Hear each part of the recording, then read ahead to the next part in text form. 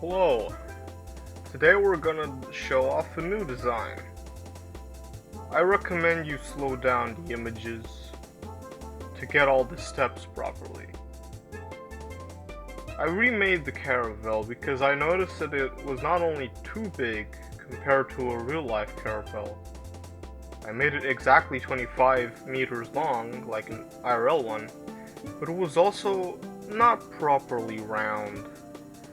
So I decided to use the Minecraft Circles guide you can find online to make all the shapes necessary to make a perfectly round boat, from the bow to the stern to the hull.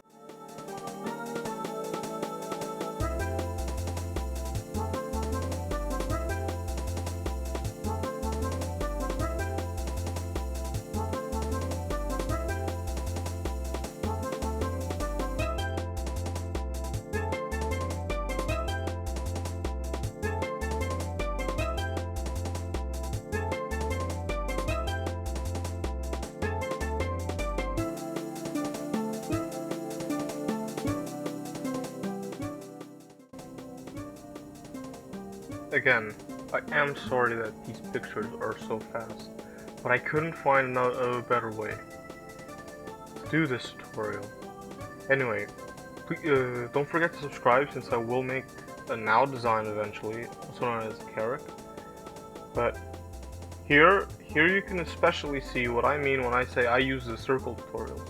Each one of these rounded bits are made from, directly made from the tutorial that I saw on how to make circles. You can find it online, it's pretty easy. It's a very famous image. It's in pinkish purple, I think. Now, I like to make the boat have details. This is why I kind of trimmed down the hole on top to make it even more circular. Here I'm making the hold. Most people would call it the cargo deck or something like that. Also, the torches are there in those two areas so that bats don't spawn in. That will be a problem. Something that most people don't realize about early caravels, that unlike ships beyond the caravel, they're very small and they're very tight. A lot of YouTubers make the mistake of making caravels quite long, quite wide, and worst of all, they give them cannons. Caravels were exploration ships, and when I say exploration ships, I literally do mean they only did exploration. And another important aspect that we're going to see here is that in these ships, social class matters. Here I'm making the captain's cabin. You can design the interior of the holds and the decks however you want. But I like to think that since this is medieval era and the early Renaissance, all the decks are divided by social category, as they still somewhat are in every modern day navy. Here the captain has his own bed, and all the other high-ranking officers have less good beds. Why do I have so many barrels? Well, these voyages usually lasted from 5 months to full-blown years. Caravels were mostly used to discover the coast of Africa, while we still didn't know how the wind regiments were for most of the Atlantic. This is why they had triangle sails, by the way. It's so that they could go against the wind, zigzagging. The barrels hold liquids or foods, and most of the ship would be filled with cargo. The chests, I like to think, they'll hold something else. Not food, they're not as tight.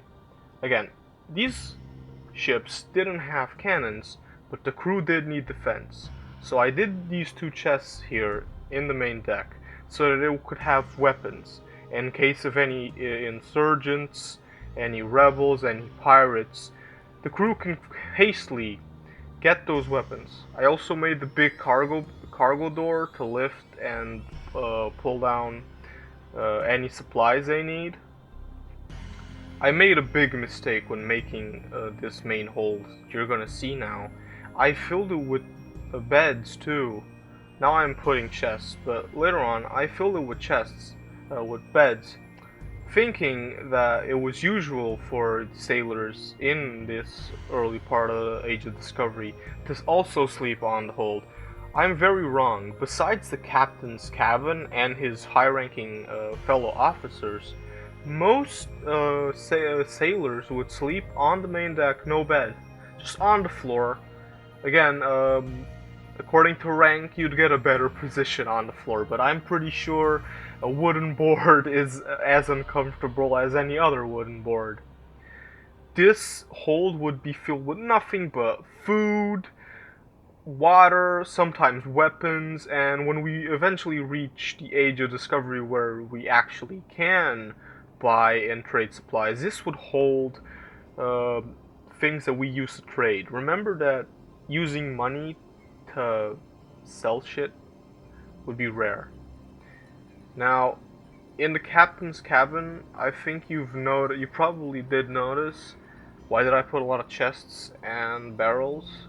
The captain in the tower part, well, in these part of the early voyages, you need as many instruments as possible just to get a bearing. And it was important to register every position of the sun, every direction of the wind blowing.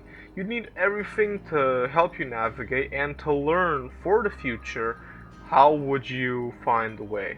And I like to think that all those chests are in the top of the tower that you can see a bit when I look down here in the sales part, are for all the paper you're gonna use, all the instruments you would need, so on and so forth. For the sails, I make some mistakes. I think I've found a better way. I'm still not happy with them. I'm still not happy at all. But hey, they're way better. Also, this image is wrong. It says there.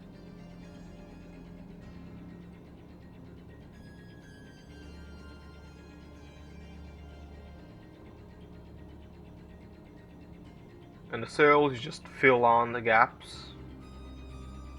The rigging is pretty simple, it's birch fence.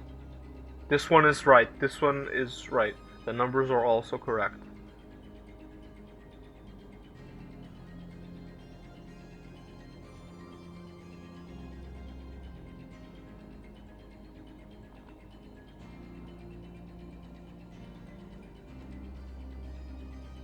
Another aspect of these voyages that I think is pretty interesting.